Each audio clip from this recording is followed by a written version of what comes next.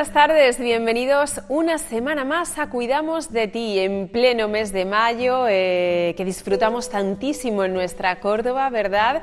Vamos a hablar de salud. Tenemos hoy muchos temas que contarles y que resumimos como cada semana en nuestro sumario. Nos desplazaremos hasta la Clínica El Brillante en su sección Oftalmología, donde nos espera como cada semana el doctor Álvaro Fidalgo y donde nos dará las nociones básicas para conocer una patología, una dolencia relacionada con esta ciencia, con la oftalmología. A continuación nos acompañará en nuestro plató el doctor Martín Thomsen. Con él vamos a hablar, como siempre, de quiropráctica. Hoy en concreto de anatomía de los discos intervertebrales. ¿Qué son? ¿Qué función tienen? ¿Cómo se dañan? ¿Y cómo podemos evitar ese daño? También iremos hasta Centro Auditivo Ríos. Allí hablaremos una vez más de los audífonos, pero fíjense qué curioso, de la estética de los mismos. ¿Sabían que pueden elegir el color de los audífonos, que se adapte mejor a su color de piel, a su color de pelo? Y si son niños, pueden elegir entre colores divertidos y combinarlos entre sí. Hoy vamos a tratar este tema desde allí, desde Centro Auditivo Ríos. Y para terminar nuestro programa nos acompañará la monitora de Pilates Gloria Fernández del Centro Deportivo Hidrosport en el centro de Córdoba. Con ella vamos a hablar de esta disciplina y vamos a desentramar en qué consiste y la importancia que tiene el practicar ejercicio físico en todas las etapas de la vida. Y bueno, ya lo han visto en el sumario, este es el programa que tenemos preparado para hoy. Sin más dilación nos marchamos hasta la Clínica El Brillante Oftalmología.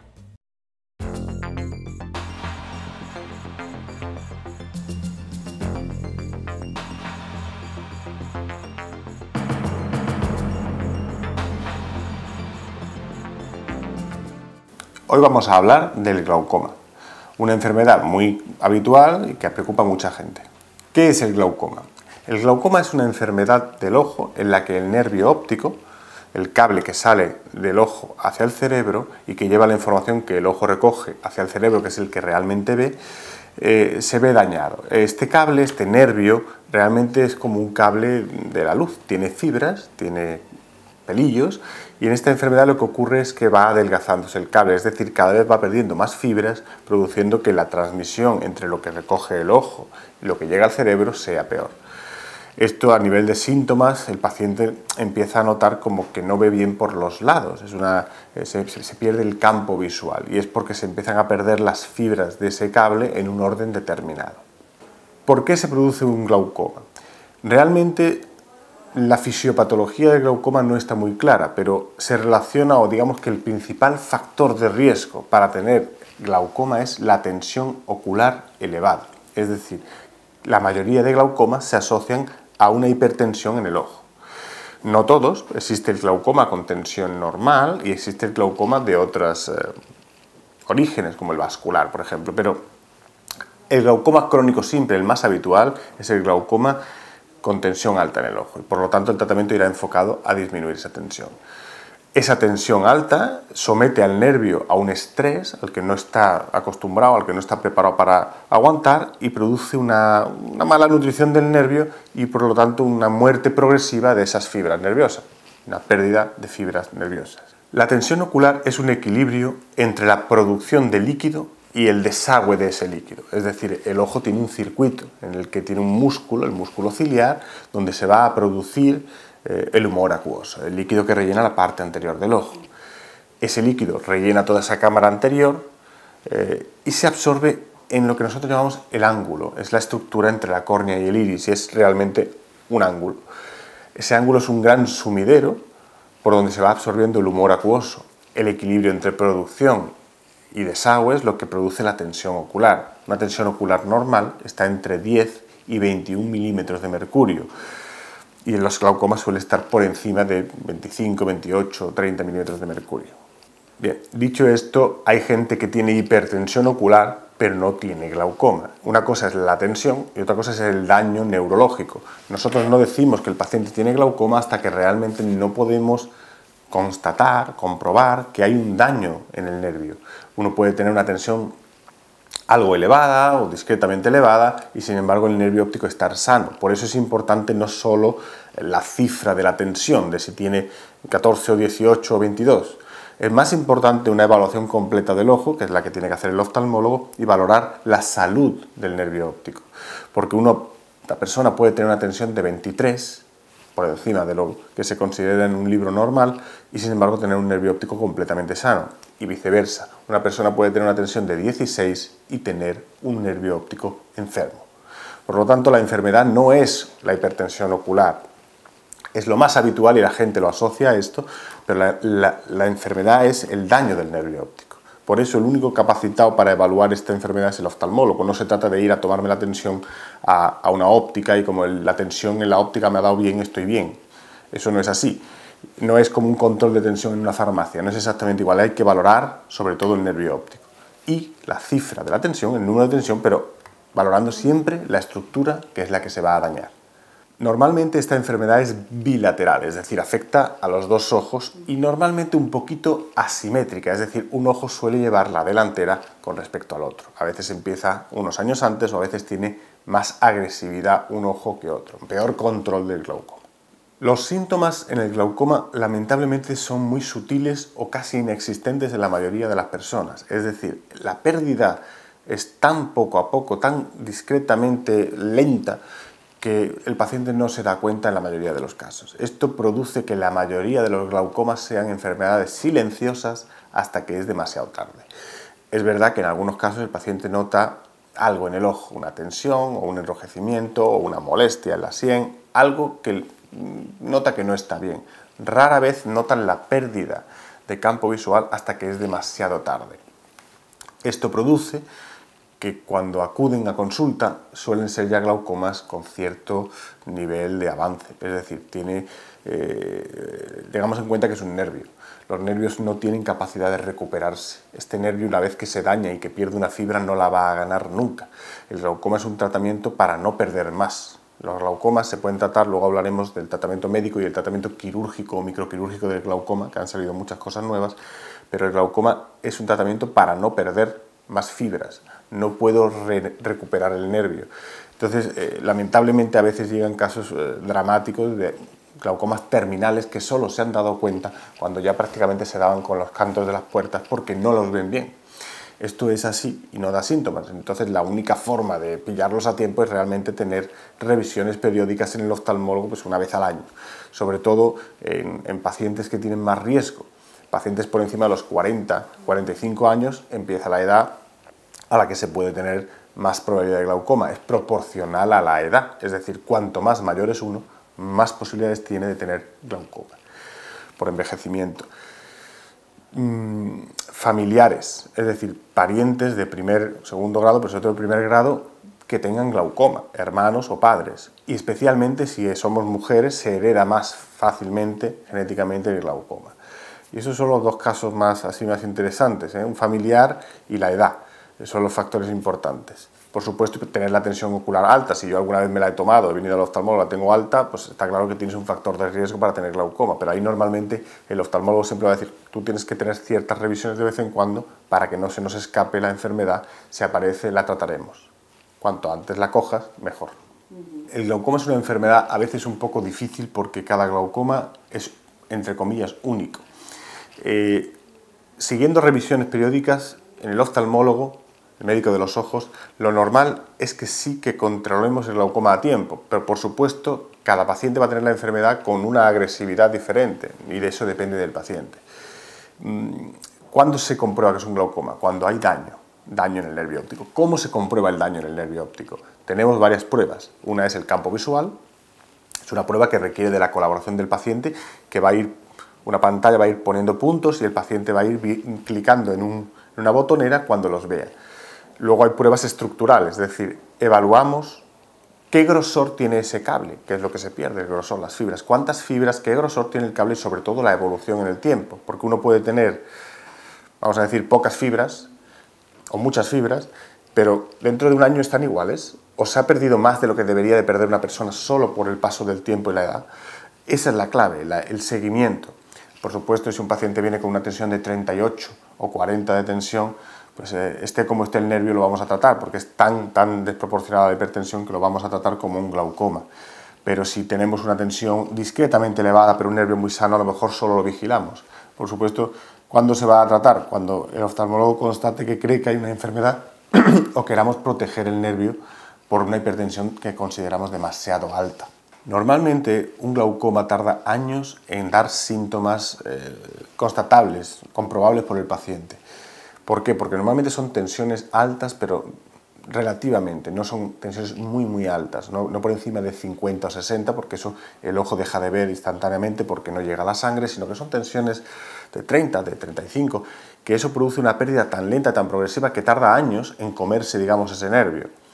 Pero claro, es una enfermedad de larga evolución, es decir, si diagnosticamos un glaucoma con 50 o 60 años, ese paciente tiene una esperanza de vida de 40 años más, tranquilamente, y hay que luchar para preservar ese nervio óptico para los próximos 40 años. Es una carrera contra el tiempo, es una carrera contra la esperanza de vida del paciente. Si este paciente tiene que vivir 40 años más, tengo que procurar salvar el máximo de visión los próximos 40 años. El tratamiento del glaucoma. El tratamiento del glaucoma inicialmente suele ser médico, es decir, gotas, un colirio, que produce una bajada de la tensión ocular. Normalmente son los análogos de las prostaglandinas y luego hay otras familias de medicamentos en los que creo que no merece la pena entrar. Sí quizá comentar que hoy en día se ha avanzado en el tema de los conservantes. Existen muchas medicaciones que no tienen conservantes. El conservante es un producto que se pone para evitar que el colirio se contamine de bichitos, y hoy en día se utilizan mucho las monodosis. Son unos colirios que se abren, se usan y se tiran, de manera que el paciente, como es un tratamiento muy crónico, es un tratamiento de años normalmente, pues se ahorra mucha toxicidad al quitar el conservante. Mejora mucho la conjuntiva, el estado del ojo al quitar ese tipo de productos. Y cada vez las casas comerciales de fármacos están sacando más medicamentos libres de conservantes. Y esta es la clave hoy en día. Pocos glaucomas tendré yo que no le haya cambiado el tratamiento a un fármaco sin conservantes. Bien, el tratamiento médico es lo primero, normalmente en casi todos los casos. Ahora, si el caso es avanzado o tiene tensiones muy altas, se puede plantear un tratamiento quirúrgico de inicio. O si el fracaso de la medicación, es decir, con medicación no conseguimos detener o lentecer mucho la evolución de la enfermedad, tendremos que pasar a un tratamiento quirúrgico. El tratamiento quirúrgico del glaucoma consiste, prácticamente todos los tratamientos van enfocados a lo mismo, a disminuir la tensión del ojo, de unas formas más burdas, abriendo pues a lo mejor un agujero en esclera, que es la clásica trabeculectomía, es una técnica que tiene 60 años, o han ido saliendo técnicas más modernas, intentando siempre ser menos invasivas, como puede ser la esclerotomía profunda no perforante, que es hacer un agujero pero que no llegue a perforar del todo, sino que filtre por una membrana para que los efectos secundarios de la cirugía sean menores, y luego ya los últimos microimplantes. Hemos tenido un florecimiento de tecnología a nivel de glaucoma en cirugía microinvasiva del glaucoma, o lo que viene a llamarse MIGS, Microincisive Glaucoma Surgery, que son implantes pequeños, más o menos pequeños, que se pueden asociar a otras cirugías. Por ejemplo, estamos poniendo el iStent, que es un implante verdaderamente pequeño, más pequeño que la cabeza de un alfiler, que lo ponemos a la vez que la cirugía de cataratas para disminuir la necesidad de tratamiento después de la cirugía. Es decir, un paciente que tiene catarata y que tiene 2 gotas para la tensión, se pone 2 fármacos para la tensión, pues a la vez que aprovechamos para quitar la catarata, ya que estamos dentro, ponemos este implante que se ve en pantalla para disminuir la necesidad de gotas después. Pues a lo mejor se queda con una sola gota o con ninguna gota de la tensión durante años. Por supuesto puede volver a tenerlas, pero oye, si te libras de las gotas de la tensión durante años, siempre es un descanso para el ojo y es mejor control del glaucoma que con gotas. Porque la cirugía es estable, siempre filtra lo mismo, hasta que fracasa. Si deja de filtrar, pero el tiempo que filtra, siempre filtra lo mismo. Sin embargo, la medicación no.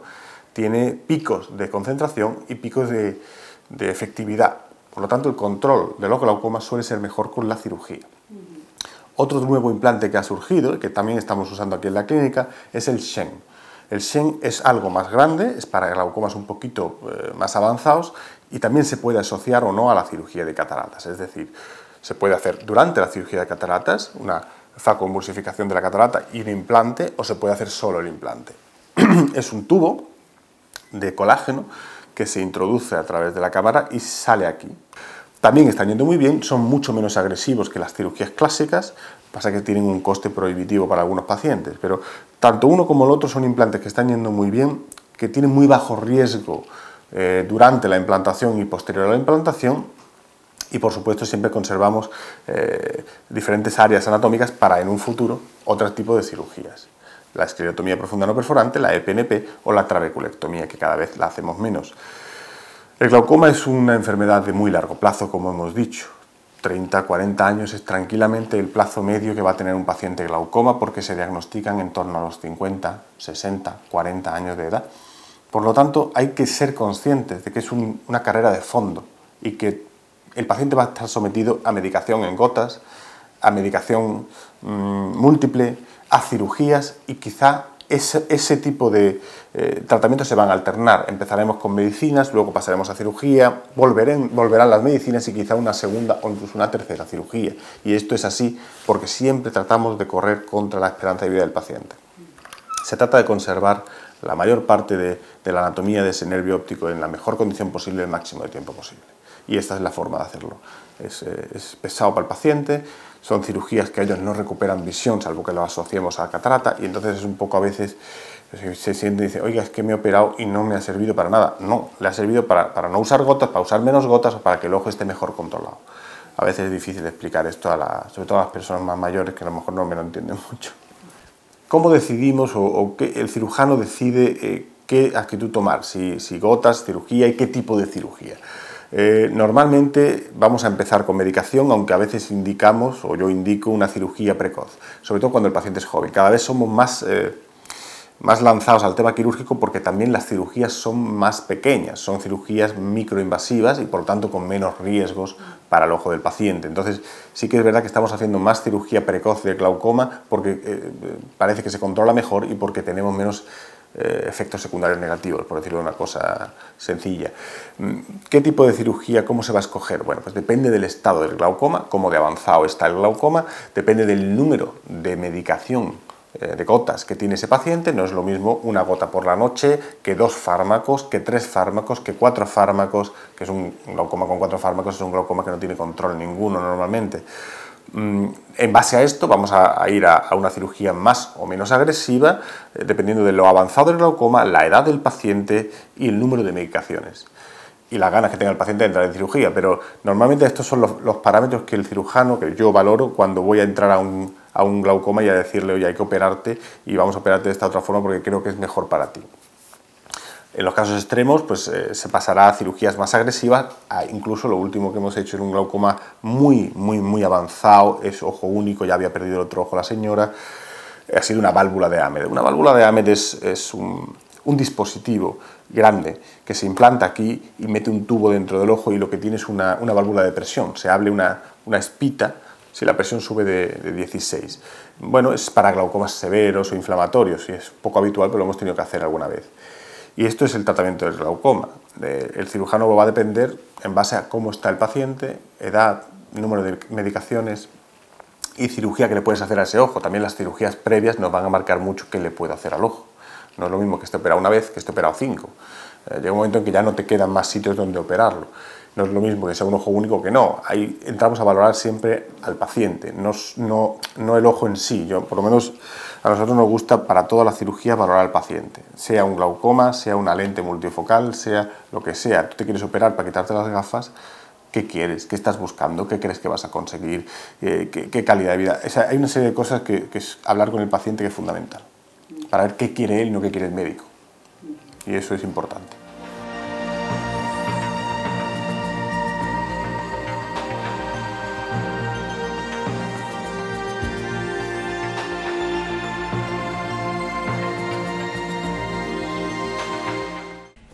Bueno, y continuamos con nuestro programa y lo hacemos de la mano de la Clínica Quiropráctica Thomsen. Está con nosotros el gerente de esta clínica, la persona, el quiropráctico que la dirige, Martín Thomsen. Muy buenas tardes. Buenas tardes. Y bueno, pues vamos a seguir hablando de anatomía y nos gustaría tratar hoy el tema de las articulaciones. Las articulaciones las tenemos por todo el cuerpo. y hay mucha gente que se queja de dolor en ellas. Estos dolores de articulaciones, algunos de ellos también tienen solución a través de la quiropráctica, pero hoy vamos a conocer un poquito más a fondo qué son estas articulaciones, por qué son tan importantes para el buen funcionamiento de nuestro sistema locomotor y en el caso de verse dañadas, cómo podemos tratarlas a través de la quiropráctica. Entonces, si le parece, empezamos definiendo qué son las articulaciones, dónde están, qué función tienen. Bien. Articulaciones son cuando hay uniones de dos huesos, donde hay movimiento. Entonces, normalmente tenemos ligamentos en las zonas de las articulaciones. Función de los ligamentos es prevenir movimiento. Si cogemos un dedo, que es una articulación fácil, el movimiento está hecho para esto aquí. Tenemos el ligamento aquí para prevenir que se mueva de un lado al otro. Para evitar que se dañe, bueno, usarlo en el sentido de las articulaciones.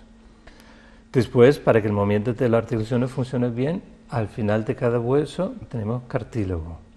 Si miramos cuando comemos pollo, al final del hueso, esta cosa blanca que hay es el cartílago. Está gelatinosa, ¿no? Gelatinosa, sí. Está allí para que se pueda mover bien entre una y la otra y está bañado en un líquido para lubricarlo. Entonces, la función del cartílago es conseguir que siempre se mueve suavemente. Cuando dañamos la articulación, lo peor que podemos dañar es el cartílago, porque es un tejido que se cura muy mal. Es similar al disco en el sentido, no tiene ningún riego sanguíneo, necesita movimiento para mantenerse sano y también se puede romper, sobrecarga o trauma, cosas así lo rompe. Entonces, las articulaciones para evitar daños, primero evitar sobrecarga. Está claro, si pesamos mucho, tenemos obesidad, normalmente en cuestión de tiempo vamos a tener problemas de las rodillas, si no rodillas, tobillo o la columna. Entonces, para tener articulaciones sanas, lo más cerca de su peso ideal, importante. Después, traumas, golpes repetitivos le hace daño también. Algo de trauma, algo de golpe queremos, porque ayuda a fortalecer los huesos, pero si hay mucho, ya hace daño. Lo vemos con gente que trabaja con neumáticos allí, hace mucho daño a las articulaciones. Los deportes que tienen más daños para las articulaciones normalmente son los deportes que tienen una bola. Fútbol, tenis, squash, pues son deportes donde tienen que correr rápidamente, parar, frenar rápidamente, cambiar de postura y allí dañamos las articulaciones. O de la extremidad, o lo que más me interesa a mí, la columna vertebral, que allí también tenemos muchas articulaciones. Siempre que trabajamos con las articulaciones, usarlo en su sentido correcto. Pues, aquí está hecho para hacer este movimiento aquí. Si intentamos hacerlo aquí atrás, no tenemos fuerza y también vamos haciéndonos daño en el hombro o otros lugares. O si trabajamos muy en alto, no está diseñado para eso y muchas veces nos hacemos daño. Entonces, pensar un poquito sobre cómo está hecho el cuerpo, si es una postura correcta para hacerlo o no. Toda articulación normalmente va a tener su punto fuerte y débil. Entonces, normalmente, principio de un movimiento y final de un movimiento está débil y en mitad está fuerte. Damos un ejemplo. Sí. Cogemos peso, vamos al gimnasio, vamos a ponernos a trabajar el bíceps. Estamos aquí. Al principio, cuando con el peso, no tenemos fuerza. Aquí estamos fuertes y el último movimiento aquí tampoco tenemos mucha fuerza. Y a la gente muchas veces solo ejercita la parte que está fuerte. En la vida práctica, lo importante es tener eso en cuenta a la hora de coger peso. Entonces, si hay que coger algo que pesa mucho, no es lo mismo cogerlo de suelo como cogerlo de esta altura. Si lo cojo de suelo, estoy agachado, estoy al final del movimiento de la rodilla y este primer movimiento me va a costar. Mientras que si lo cojo aquí, ya estoy en la parte fuerte y puedo coger mucho peso. Eso puede ser importante, una mudanza, pero también cosas diarias. Vamos de compra, cuando llegamos a la cocina muchas veces soltamos todo en el suelo. Si en vez de soltarlo en el suelo, lo ponemos encima de la encimera y hasta allí lo vamos destruyendo mucho mejor. Ajá. Así no hay que agacharse, pues usamos la parte fuerte de los músculos. También tenerlo en cuenta si tenemos un almacén.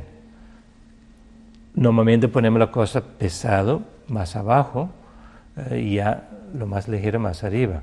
Pero realmente, si el almacén está bien diseñado, la cosa que pesa debería estar en medio, donde tenemos fuerza. Lo que pesa poco, abajo en las estanterías o arriba en las estanterías. Y así trabajamos mejor. Bien pensado. Se me está ocurriendo también los bebés, que tanto se cogen en brazos y demás, y tantos dolores de espalda que causa. También nos puede hacer daño a las articulaciones, ¿no? Sí, bebé y niños. Los niños, cuando lo cogemos, típicamente lo cogemos aquí por la axila y levantamos con la pierna. Ahora, a la hora de coger a un niño, si le pedimos al niño saltar, este pequeño impulso de saltar hace mucha diferencia. Y ya lo cojo con mucho más facilidad, y ya una vez que lo he cogido nos vamos a sentar rápidamente. No le vamos a tener Nada de mantenernos en pie con el niño en brazos. Yo soy consciente que los niños quieren que estemos con ella en brazos todo el tiempo, pero hay que evitarlo, porque nos vamos a hacer daño. Todos los niños les encanta saltar, entonces solo es cuestión de acostumbrar a los niños. Yo tengo 4 niños, los 2 ya son bien mayores, pero los 2 pequeños de 4 años, al momento que yo lo cojo, y automáticamente se pone a saltar. Y ya lo coge sin problema. Otra cosa es, especialmente los padres, nos encanta coger los niños, subirla arriba y bajar. Tenemos que tener mucho cuidado con esto. Niños pequeños, los músculos del cuello no están bien desarrollados y fácilmente podemos causar un latigazo de cuello, donde dañamos lo que es la articulación del cuello. O incluso causar daños cerebrales, concusiones. Bueno, sabemos lo que son las articulaciones y en qué casos se pueden dañar, y por supuesto, claro, sabemos ya cómo evitar esos daños, pero una vez que se ha producido el daño, ¿qué pasa con esa articulación? Bien, entonces ya depende un poquito sobre dónde está la articulación. Si estamos hablando de la articulación de la columna, responde muy bien a la quiropráctica. Con las manos podemos colocar el hueso en su sitio. Queremos recuperar la movilidad. En el momento que recuperemos la movilidad, se empieza a lubricar la articulación otra vez y se puede curar hasta cierto grado. ¿Y cuál es el problema de un fallo en la articulación de la columna? ¿Perdemos movilidad en esa parte de la columna? ¿O nos causa tanto dolor que no nos movemos? Típicamente va a venir primero, hay un deslocamiento de la vértebra. Los músculos se contraen y va a intentar inmovilizar esta articulación. El problema es una articulación inmovilizada a largo plazo, causa daño al cartílago, hace como úlceras. El mejor ejemplo es si rompemos un brazo, lo ponemos en escayola, a las 3 semanas cuando lo quitamos, y hemos perdido la movilidad allí. Y ya hay que hacer rehabilitación para recuperar esta movilidad. Quiropráctica para la articulación de la columna es muy similar. Vamos poco a poco recuperando la movilidad, poniendo la vértebra en su sitio y así podemos recuperarlo. Lo mismo, muñecas, dedos. Tenemos gente que viene con problemas, lo tratamos y mejora. Si es artritis de los dedos, reconozco la quiropráctica no es muy eficaz. Hay poco eficaz contra la artritis. Sí. Y lo mismo con las rodillas. El cartílago es un tejido que se cura muy mal. Hay esperanza en que se está enseñando que hay comida que realmente ayuda a recuperar el cartílago algo, o al menos ayuda a aliviar el dolor. Estamos hablando de la sulfato de glucosamina y sulfato de controitín, que son cosas que podemos suplementar a nuestra dieta. El cuerpo mismo lo produce, pero se está enseñando que si encima de esto tomamos algo, nos ayuda. Solo que hay que tomarlo durante bastante tiempo antes de notarlo, 2 o 3 meses de tratamiento. ¿Qué ocurre cuando dañamos la articulación de las rodillas, por ejemplo, como nos decía antes, por sobrepeso o por un ejercicio físico continuado? En caso, lo hemos visto y todos los conocemos, casos de deportistas de élite que causan baja por lesiones, por fallos en las articulaciones de la rodilla. Bien, yo hace años, con 19 años, rompí el ligamento cruzado de mi rodilla. Al principio, tratamiento normal, pero quedó inestable, que de vez en cuando se me salía la rodilla. Si intentaba jugar tenis, se me dañaba. Pasó por quirófano, intentar repararlo, y sigue igual. Sigue inestable allí. Consecuencias de hacer esa cirugía y de tener haber roto el ligamento es, de aquí a X tiempo, probablemente voy a tener artrosis de la rodilla. Entonces yo estoy muy interesado en eso. Leí un estudio del año 2002, el único estudio que se han hecho donde han comparado cirugía, doble ciego, con no hacer nada. Hicieron así, cogieron 3 grupos, a uno le limpiaran la cirugía, limpiaran la articulación, quitaran los trozos que había, otro grupo hicieron cirugía, hacían un lavado, y el tercer grupo un corte, hicieron como si hiciesen una cirugía y cerraban. Después, quien evaluaba a las personas lo estuvo estudiando durante 2 años para ver qué grupo había mejorado más. Pero ella no sabía qué grupo estaba bien, todo tenía cirugía. Y la mala noticia es que todos estaban igual. O sea... Los que tuvo el placebo mejoró igual que los que tuvo la cirugía de limpieza. ¿Y cómo se interpreta eso entonces? Interpreto eso como que hoy en día para la rodilla no hay buenas alternativas. Hoy en día básicamente es algo para el dolor y cuando llega un momento que ya no aguanta más, ya intentar poner nueva articulación. ¿La quiropráctica trabaja con la rodilla también? Yo no. Hay quiroprácticos que lo hacen, yo no consigo buenos resultados, entonces lo ignoro. O sea, prefiero concentrarme en lo que sé que hago bien, que me sale bien. ¿Siempre que hay un daño vertebral se daña la articulación o no? Es decir, todas estas semanas que llevamos hablando de quiropráctica, de pacientes con diferentes daños y dolencias que presentan y que se van mejorando a través de la quiropráctica, ¿son pacientes que tienen esas articulaciones dañadas o no es necesario? Estamos hablando de muy pequeños daños microscópicos. Entonces yo personalmente pienso que cada vez que tenemos un ataque estamos creando algún daño. Algo podemos recuperar, pero no de todo. Entonces, cuanto más tiempo dejamos de tratarlo, más daño vamos a acumular. Entonces, estamos hablando ahora de cómo vamos a estar cuando tenemos 50, 60, 70 años.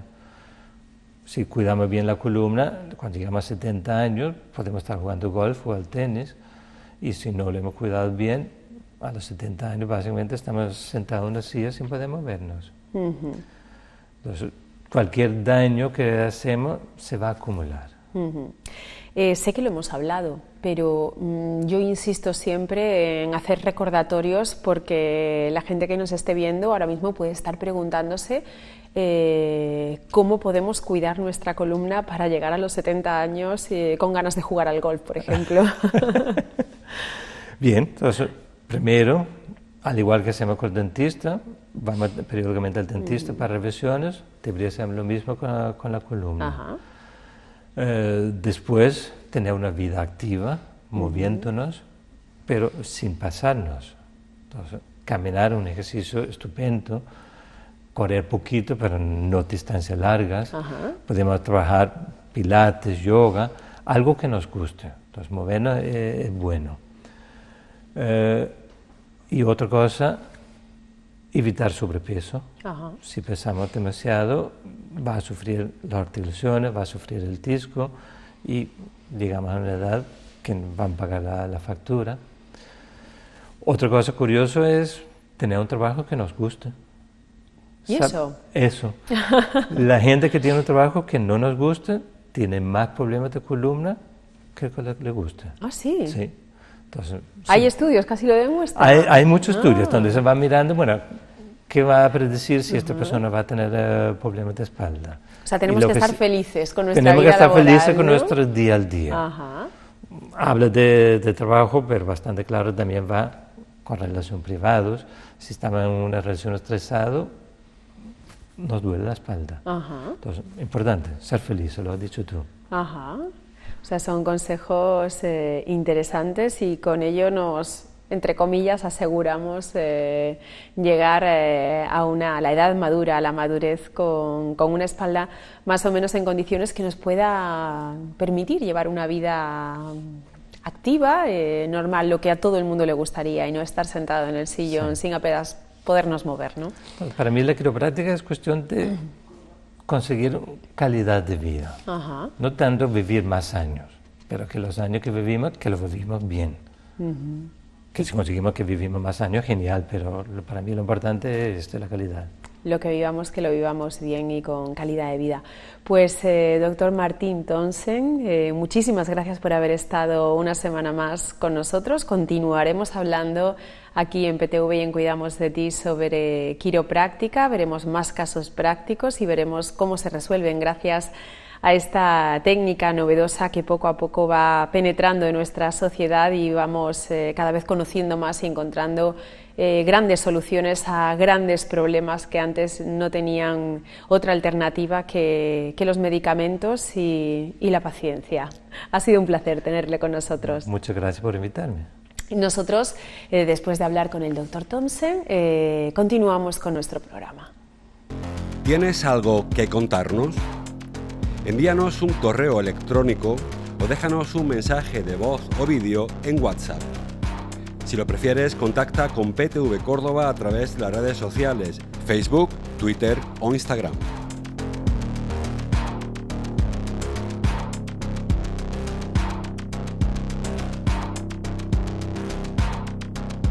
Y si lo que prefieres es intervenir en directo en cualquiera de nuestros programas, siempre tienes abierta nuestra línea de teléfono. PTV Córdoba, más de 30 años mirando por ti.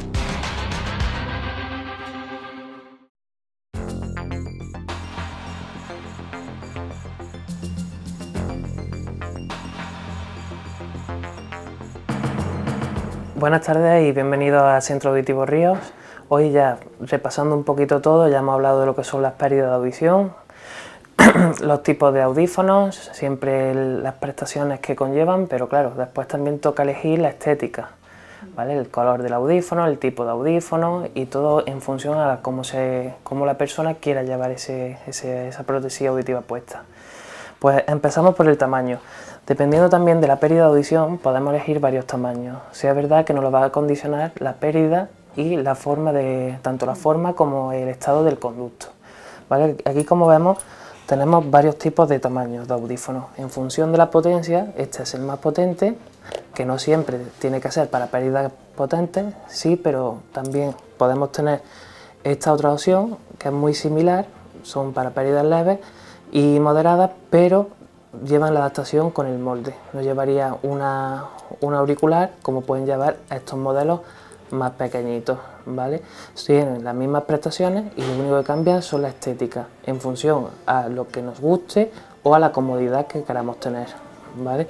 Para colores de audífonos, en cuanto a adaptaciones para personas adultas, podemos tener una gama bastante amplia de colores, ¿vale? Esto no va a influir para nada en el audífono, simplemente es la estética. Podemos tener tanto el blanco para el pelo canoso, cuando tenemos ya el pelo completamente canoso, las tonalidades de los distintos tonos de piel o de pelo. Yo siempre recomiendo que el audífono que nos vayamos a adaptar sea del color del pelo, ¿vale? Porque se disimula mucho más que el color de piel. Siempre ha habido este color, que es el típico color carne de toda la vida, ¿vale? Personalmente no me gusta, lo veo muy antiestético. Siempre voy buscando que el paciente se quiera adaptar un audífono de un color de la tonalidad del pelo. Son más estéticos, dan sensación de más actuales, de audífonos más modernos, y aparte se ven mucho menos que este tipo de color. Luego también hay posibilidad, en cuanto a las adaptaciones pediátricas, se puede elegir también los colores que hemos hablado y aparte esta serie de colores, ¿vale? Para ya los más pequeños, incluso hay gente que a lo mejor no es pequeña y le gusta también un color llamativo, se ha dado el caso. Se puede combinar, como hemos visto, el color del audífono, de este audífono, se puede combinar cualquier tipo de color, y luego lo que lleva, que es el codo transparente, este codo que nos encontramos aquí, lo puede llevar también de distintos colores, ¿vale? En función de cómo queramos combinar el audífono. Que hay un niño que le gusta el azul y el rojo, pues puede hacer esa combinación para que el audífono esté también hecho a su gusto, ¿vale? Lo dicho siempre, para gusto los colores. En este caso también podemos decidir el color que queramos tener de audífono. Después también la existencia en que el color es lo de menos. Lo más importante es el audífono que se elija, por lo cual no siempre hay que decidir a la carrera qué tipo de audífono queremos. Siempre hay que consultar previamente a un profesional para que en función a nuestra pérdida auditiva y nuestro problema que tengamos, pues nos podamos adaptar un audífono o nos podamos adaptar otro. Bueno, y ahora ya que hemos explicado los audífonos retroauriculares, hemos hablado mucho de los intraauriculares, los que van dentro del oído, hemos hablado de prestaciones, pero claro, el audífono lo que cambia es la carcasa. Dependiendo cada paciente llevará una carcasa u otra, porque claro, esto va hecho a medida. Por lo cual, como siempre hablamos de prestaciones, ahora vamos a ver un vídeo en el que vemos cómo se fabrica, más que cómo se fabrican los componentes que se integran dentro de cada audífono y la diferencia que habrá entre uno y otros.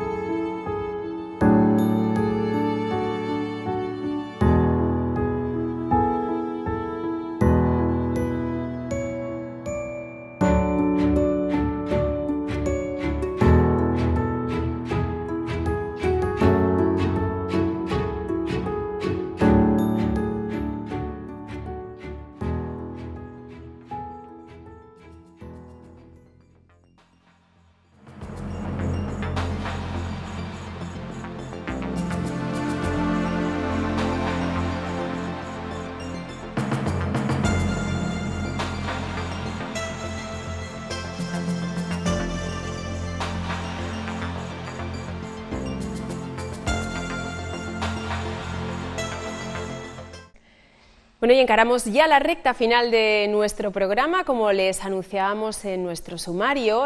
Si la semana pasada hablábamos de nutrición, queríamos llevar una dieta lo más equilibrada posible para perder esos kilos de más y para aprender a comer de cara a este verano que tenemos ya inminente por delante. Hoy queríamos hablar de ejercicio físico, es el complemento perfecto a una dieta equilibrada y nos vamos a centrar en una disciplina que en los últimos años viene pegando muy fuerte. Me refiero al Pilates y hoy tenemos con nosotros a una experta en esta materia. Ella es Gloria Fernández. Muy buenas tardes. Hola, buenas tardes. Monitora de Pilates, entre otras muchas cosas. Entre otras cosas. Sí, pero sí, bueno, sí. Bienvenida a nuestro programa. Vamos a hablar este ratito sobre esta disciplina, el Pilates. Y vamos a intentar transmitirle a la gente la importancia de realizar ejercicio físico, no solo para lo que muchos están pensando, que es perder esos kilos de más, sino para llevar una vida lo más saludable posible. Es que realmente el ejercicio hoy en día ya no es para perder kilos. O sea, eso yo creo que ese concepto ya creo que se terminó hace tiempo. Entonces ya desde hace un tiempo para acá la gente se ha dado cuenta que el ejercicio es salud. O sea, y se intenta inculcar además desde pequeñitos a los niños que hagan deporte, porque es que si empezamos desde un niño pequeño, por ejemplo, nosotros en el gimnasio, pues tenemos un montón de actividades enfocadas a los niños.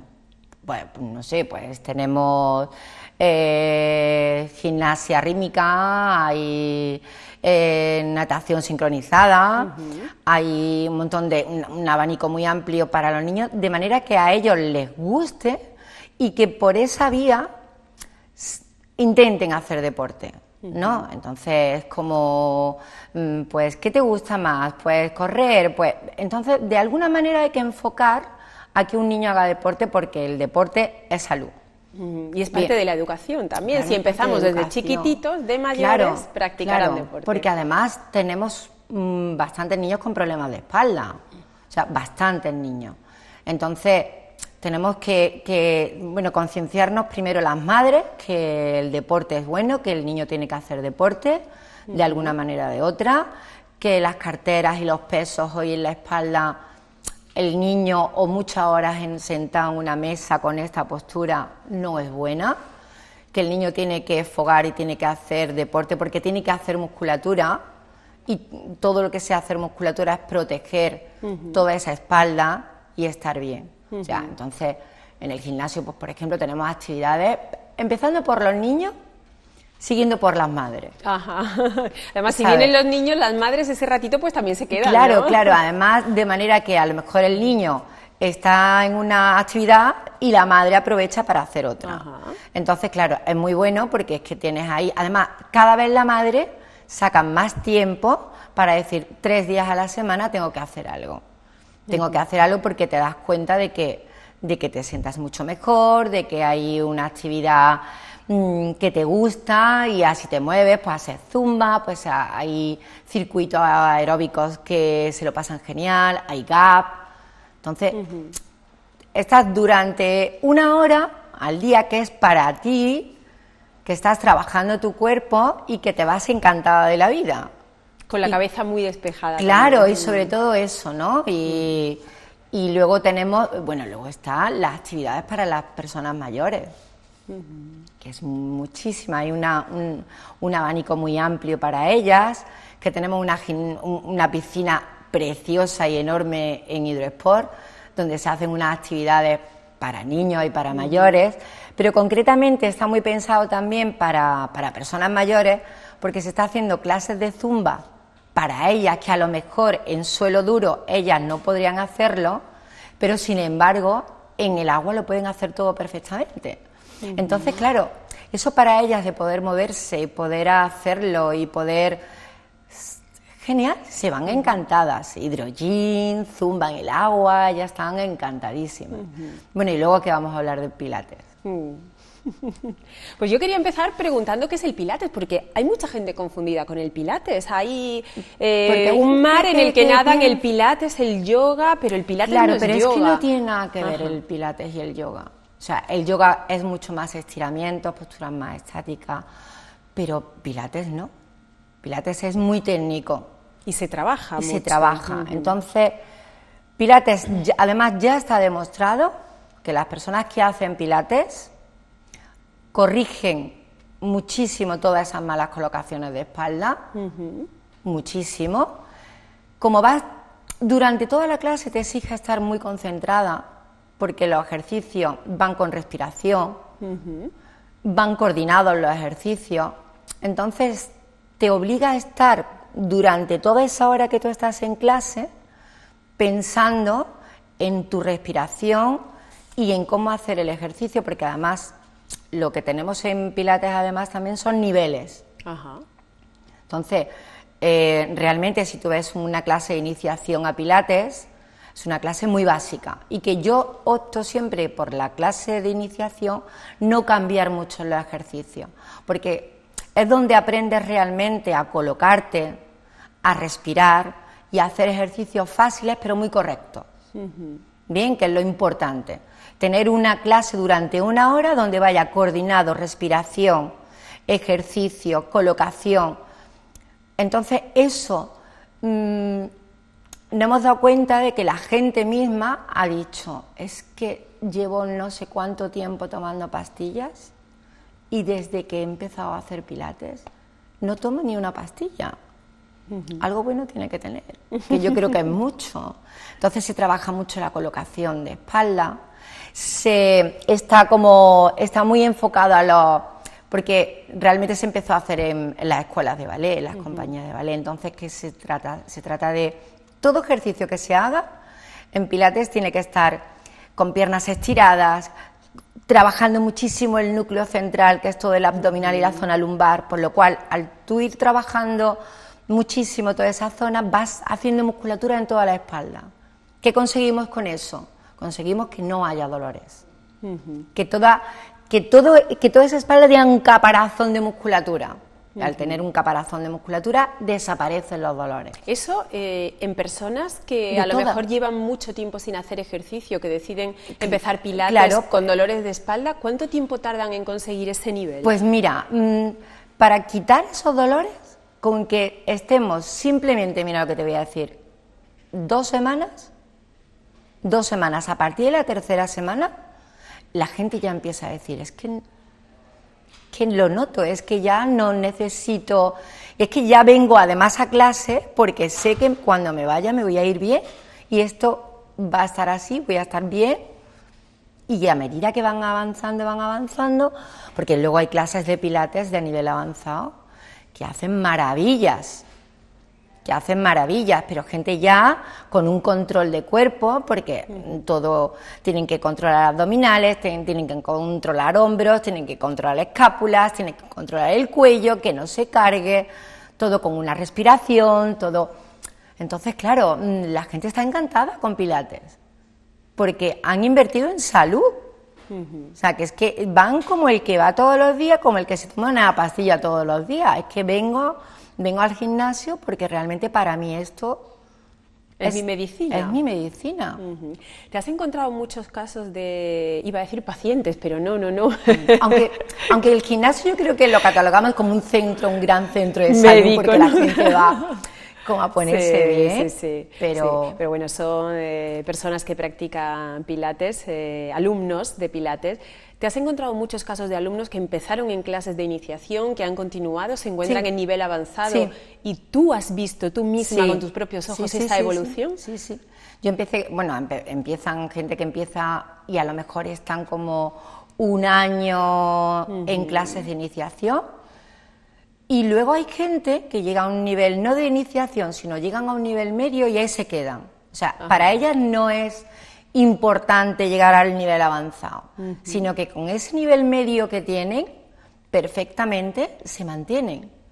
Entonces, para ellas no es tratar a lo mejor de hacer ejercicios mucho más difíciles, mucho más complicados, no, simplemente que con este nivel medio que tienen, que no es iniciación, como te digo, porque yo en iniciación es gente más mayor o gente que está empezando, y la gente mayor no necesita que le estés cambiando constantemente de ejercicios difíciles, porque van consiguiendo correctamente ejercicios fáciles, cada vez lo van haciendo mejor y para ellas es estupendo. Entonces yo esa clase no la cambio. Llegan a nivel medio, hay mucha gente que se ha quedado en nivel medio, que ha dicho, no, es que no quiero seguir. Es que no me interesa subir, no estoy es bien, mi objetivo. Estoy bien. Y luego he tenido mucha gente que tengo el grupo de las 8:30 de Pilates, donde es un nivel muy avanzado. un nivel muy avanzado, donde trabajan con pelotas grandes y hacen ejercicios súper complicados. Eso te iba a preguntar, ¿cómo Sí. se trabaja el Pilates? Vemos muchas formas de trabajarlo, mucho aparato, mucho complemento y también suelo simplemente. Sí, ¿Qué claro. es lo que utilizáis? Está el suelo, está el suelo de Pilates, donde no se trabaja nada, donde solamente trabajas con tu cuerpo, que tiene pues al ser un ejercicio tan técnico, a veces, yo por ejemplo en clase digo muchas veces, cuando no cojo nada, me dicen, uff, es que no sabemos qué es peor, si que cojas o que no cojas. Porque a veces al trabajar con tu propio cuerpo, sin tener nada, te hace concentrarte mucho más en tu propio ejercicio.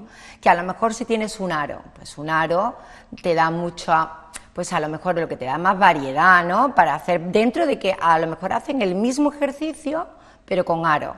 El mismo ejercicio, pero con pelota. El mismo ejercicio, pero con banda. Bien, pues ¿qué hace? Que tienen un elemento. Al tener un elemento, tienes que concentrarte además de tu propio ejercicio en ese elemento. Vale, ¿qué te pasa? Pues la pelota causa una inestabilidad. La pelota a mí no me gusta. No me gusta nada. Claro, es muy inestable, ¿sabes? Entonces tienes que lograr hacer todos los mismos ejercicios que haces sobre una colchoneta, lo tienes que hacer y lograr hacer sobre una pelota. ¿Qué pasa? Pues sí es verdad que luego te equilibra mucho mejor porque vas pensando en no perder el equilibrio, por lo cual buscas de alguna manera estabilizarte, controlarte, repartir bien el peso de tu cuerpo, saber dónde está tu base. Entonces, claro, a ellas todo eso le obliga a concentrarse mucho más, porque saben que si te caes, pues te vas a hacer daño, lógicamente. No suelo meter mucho pelota en gente de iniciación. Si meto pelota en cosas de iniciación, en gente que es mayor, meto cosas muy facilitas, muy fáciles. ¿Cuáles son los aparatos más fáciles para trabajar con ellos? Los más complementos. fáciles son las bandas elásticas, que también hacen brazos con las bandas, hay gente que le cuesta mucho trabajo cogerse la pierna, pues la hacen con la banda, coges la banda y con la banda pues le es mucho más fácil poder hacer algunos ejercicios. La pelota es la más complicada. Y luego el aro es muy bueno también porque trabajan brazos también, trabajan aductores, se hacen muchos ejercicios, se trabaja mucho la estabilidad con el aro. Claro, no es lo mismo hacer un ejercicio con piernas cerradas que colocarte un aro entre las piernas y trabajar todos esos ejercicios con el aro, porque además tienes que presionar al aro. Entonces, claro, es duro, la gente... Por eso te digo, no tiene nada que ver una clase de yoga que la sabrá y a un nivel enorme y son igual de buenas, ¿vale? Pero tienen mucha... Son dos disciplinas distintas. Son distintas, no tienen nada que ver. Yo siempre digo, Pilates es muy técnico. No vale cualquier cosa. O sea, no vale de cualquier manera hagas un ejercicio. ¿Vale? No es lo mismo que yo veo, por ejemplo, muchas veces a la gente que está haciendo abdominales y hacen 40 abdominales, da igual, como sea, venga, 40 abdominales, venga, vamos. En Pilates eso no vale. No vale. No vale porque tienes que tener control de abdominal superior, de abdominal inferior. Tienes que tener cuidado que en el momento de incorporarte, que el cuello no sufra para nada. Llegar a la justa medida donde tu cuello quede descansando sin que se contraiga. Aún hay gente, por eso te digo que pasa tiempo hasta que consiguen eso. Bien, entonces hay muchas cosas. Tienes pinta de profesora exigente. Sí, pero ¿por qué? Porque yo tengo la disciplina del clásico. Mi disciplina, y al haber sido tantos años profesora de ballet, yo miro mi clase de Pilates como miro mi clase de ballet. Yo le exijo a mis alumnos de Pilates lo mismo que le puedo exigir a mis alumnos de ballet. Igual, porque dentro de su medida y dentro de su nivel creo que pueden hacerlo. O sea, no le voy a exigir lo mismo que a una bailarina que ya lleva años, pero creo que en su nivel de cada uno en su nivel puede hacer los ejercicios correctamente. Porque vamos otra vez un poco a lo mismo. El ejercicio, una de dos, o te puede corregir o te puede hacer más daño. O te puede hacer más daño. Por lo cual hay que estar muy, muy pendiente de cada alumno y saber cómo tiene que hacerlo para que no se haga daño. Porque es muy importante. Es muy importante saber elegir un buen profesor de pilates. Es importante saber elegir la clase de pilates, porque lógicamente no es porque el profesor sea mejor o sea peor, pero si tú te metes en una clase donde hay 40 alumnos, lógicamente no es el profesor, es que no puedes llegar no puedes estar pendiente de tanta gente. No puedes llegar a todos, de alguna manera, no puedes llegar. Entonces hay que saber elegir muchas veces, decir, pues mira, quiero una clase de pilates donde tenga un profesor que esté pendiente de mí, porque vamos otra vez a lo mismo. El ejercicio te puede beneficiar o no, dependiendo, porque si lo haces solo te estás haciendo ejercicios muy difíciles, que nadie te corrija y tú estás haciendo un esfuerzo que a lo mejor tu musculatura no está preparada para hacer cierto tipo de ejercicio, el ejercicio no te puede venir bien. O sea, entonces tenemos que saber y ser conscientes en los niveles que estamos, qué podemos llegar a hacer y hasta dónde podemos llegar. Y eso muchas veces lo da el desconocimiento de las cosas, el desconocimiento, el que la gente no sabe exactamente qué es pilates o qué no es pilates. Bien. Antes de terminar, sí que me gustaría saber, Gloria, ¿cómo ves el pilates? ¿Se puede trabajar como una disciplina única para hacer deporte y sentirnos bien? Yo creo que... ¿O debe ser complemento de otras? No, yo creo que es un complemento. Yo creo que siempre digo que pilates es una actividad pasiva, aunque yo muchas veces a mis alumnos que ya llevan muchos años, pues de vez en cuando, porque son míos y los veo todos los días, y algunas veces digo, oye, no, hoy vamos a hacer pilates, pero voy a hacer algo más aeróbico, ¿no? Y lo puedo hacer, pero eso lo puedo hacer con alumnos que los tengo casi diariamente y son más o menos los mismos y sé que puedo meter de vez en cuando algo, pero la gente que a lo mejor va a un sitio y dice, quiero hacer pilates, yo siempre aconsejo que aparte de pilates se haga algún ejercicio aeróbico, ¿vale? Porque yo creo que es el complemento perfecto, hacer algo aeróbico y pilates, y entonces, genial. Ya estamos listos para lo que se nos venga por delante. Ya, lo que sea. Cualquier cosa. Gloria Fernández, profesora de Pilates en Gimnasio Hidrosport en el centro de Córdoba, un sitio perfecto para acercarse y practicar no solamente esta disciplina, sino complementarla con otras que allí se ofertan, como decíamos, este ejercicio aeróbico, y llevarnos también al resto de la familia, como nos has explicado, hay sitio para todos por allí. Un placer haberte tenido con nosotros. Igualmente. Y gracias por habernos contado lo que es el Pilates y por habernos abierto las puertas de esa clase allí en Hidrosport a PTV Córdoba. Muy bien, muchas gracias. Ha sido un placer. Igualmente. Bueno, y nosotros recordarles que la semana que viene descansamos por la Feria de Córdoba, pero que a finales de mayo volveremos con nuestro programa Cuidamos de ti. Gracias por haber estado una semana más con nosotros y ya saben, pónganse en forma. Nos vemos.